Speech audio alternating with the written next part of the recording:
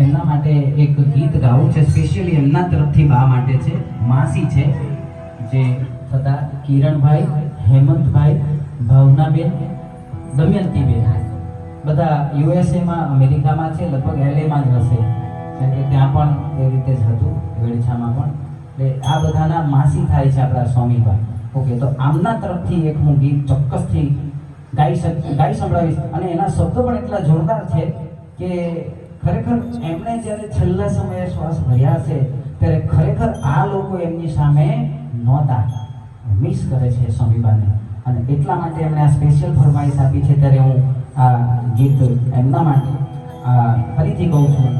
કિરણભાઈ, હેમંતભાઈ, ભાવનાબેન, દમયંતીબેન, આજે એમના બહેનના દીકરા દીકરીઓ છે કે વહુ છે, જે કોઈ પણ હોય, એ યુએસએથી યાદ કરતા હોય ત્યારે એમના શબ્દો હું અહીંયાથી મારા ગીતમાં વર્ણવીશ.